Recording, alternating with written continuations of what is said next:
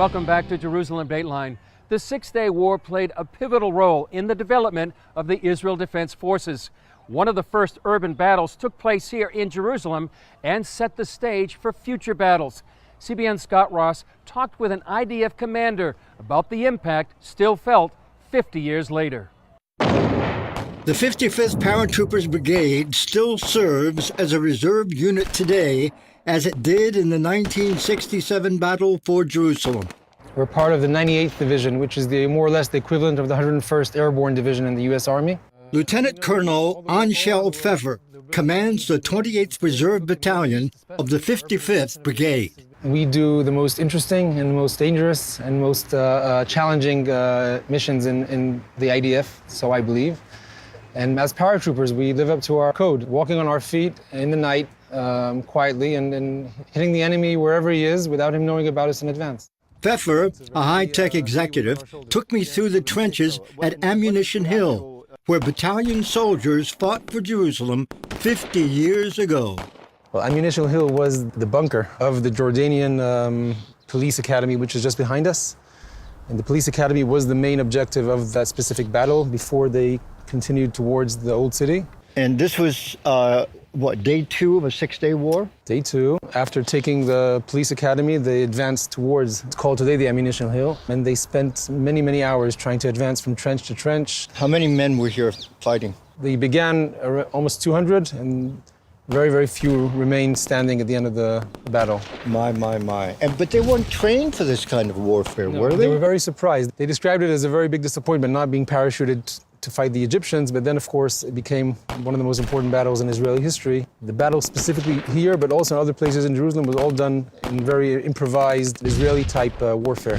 It's hard to understand how men with equipment on their backs, I assume, rifles, grenades, whatever other equipment they have, how did they make it through these narrow trenches to take the enemy on, to encounter them? It's a very good question. Unfortunately, many of them had to climb above, and the stories describe young soldiers telling their commanders, I'm going to go up with my machine gun, and as you're walking down in the trench, I'll go on top.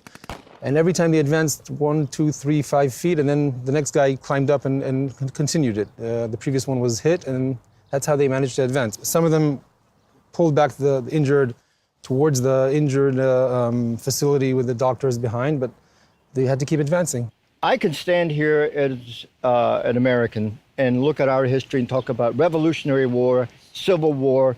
That's hundreds of years ago. Right. This is 50 years ago. Indeed. You know, I don't want to get overly dramatic, how can you? But this is hallowed ground. Do you see it that way? Yes, it is. This ground is holy ground as far as the way we see it, because our friends, our comrades fell here. It's a place we respect very much. As you can see, it became a national monument. Standing by the half-track that barreled through Lion's Gate into the old city, Pfeffer told me of their honor in continuing the heritage of those who have gone before them.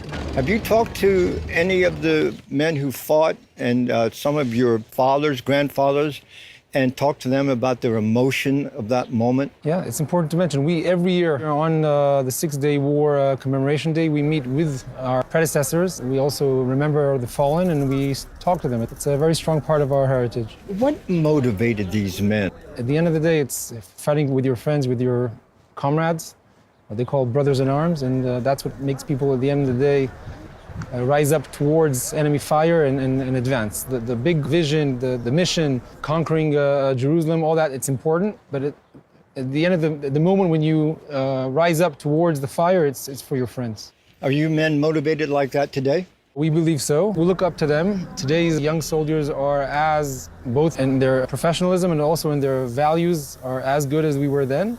Pfeffer, who commands about 700 reserves, told me how important the lessons of that war are to soldiers today. How has the past affected the future, the training of the men now? The Battle for Jerusalem in 1967 was one of the first battles in urban warfare.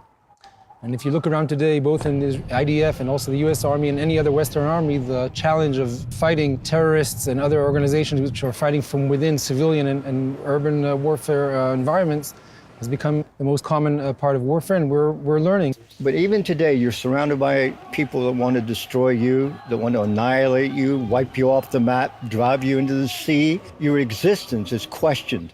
So do you live in a defensive posture, or do people live in fear? Well, I'm a reserve soldier. Right. 80% of my time I'm with my family, at my work, enjoying life, having a great time. And I think most of Israelis live a peaceful, very happy, I'd say Western-like lifestyle.